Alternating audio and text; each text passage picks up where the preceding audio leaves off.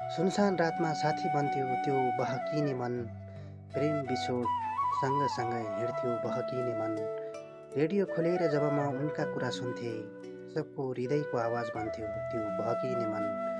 Radio त बज्छ अहिले तर सुमधुरता किन छैन, महावीर बिना खल्लो लाग्छ त्यो बहकिने मन। सम्पूर्णमा नमस्कार, म दुर्गा केसी।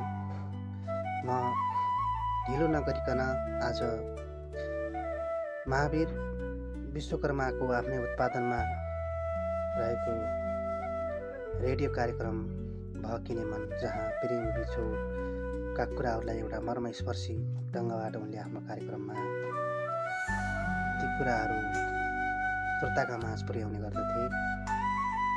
म विषयवस्तुतर्फ लाग्ने अनुमति चाहन्छु।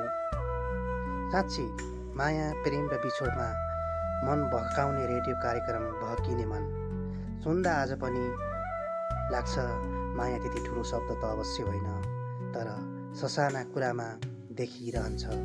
साथ हुँदा होइन नहुँदा झन् गहिरो बन्छ, बोलिरहँदा भन्दा नबोलेकैमा बढी आत्मीयता हुन्छ।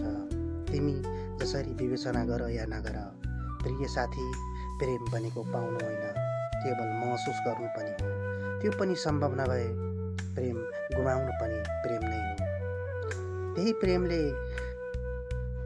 बहकाइरहने छुट्टै रेडियो कार्यक्रम बहकिने मन, जसका प्रस्तोता महावीर विश्वकर्माले प्रेमको महसुसतासँगै छोडेर जानेहरूको यादमा पनि सम्झाइदिइरहेको त्यही सम्झनाको सुमधुरतासँगै याद बनेर यो दिल र दिमागमा बसिरहने महावीर विश्वकर्माले CIN थाहा सञ्चारसँगै देशका सयौँ रेडियो फ्रिक्वेन्सीहरूबाट केही वर्ष अघिसम्म रातको 9:15 बजेदेखि 10 बजेसम्म सबैको प्रिय कार्यक्रम बनेको बहकिने मन रेडियोको फ्रिक्वेन्सीमा बज्ने गर्दथ्यो। महावीरको शब्द चयनको सुमधुर बाणी त्यो कार्यक्रमबाट सुन्न पाइन्थ्यो भने हरेक मान्छेको जीवन एउटा कथाको चित्र जस्तै हुन्छ। त्यही चित्र र चरित्रको भूमिकासँगै यथार्थ कथा बनेर त्यो विश्वासमा पनि मान्छेले एउटा आफ्नो हरेक कुरामा मजबुती बनाउन सक्दछ।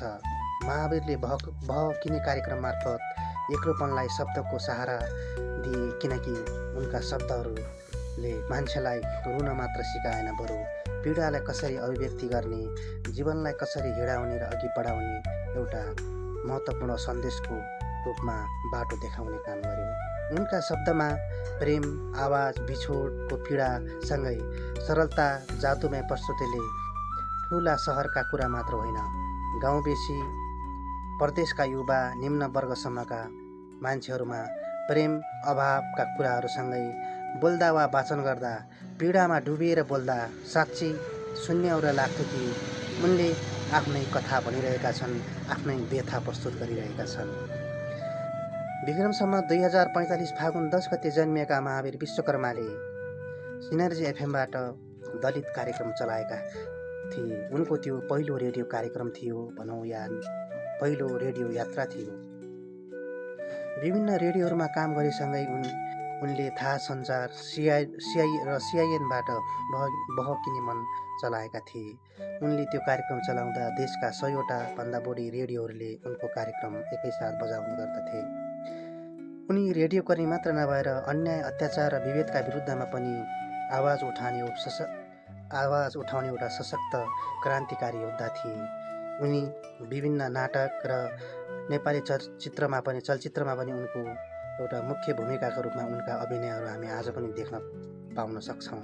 तर सबैका प्रिय रेडियोकर्मी आज तपाईँ हाम्रा माझ छैनन्। त्यसैले उनी छोडेर गए पनि उनले हामीलाई एउटा बहकिने मन, हामीले आज युट्युबदेखि ल्याएर विभिन्न सामाजिक सञ्जालहरूमा उनले छोडेर गएका ती कार्यक्रमका वाचनहरू हामी आज पनि सुन्न सक्छौँ।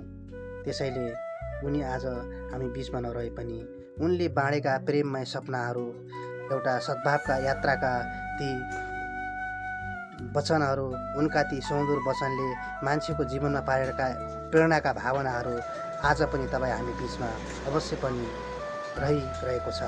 त्यसैले सबैका प्रिय मान्छे महावीर विश्वकर्मालाई सम्झना सँगसँगै हार्दिक श्रद्धासुमन पनि व्यक्त गर्न चाहन्छु।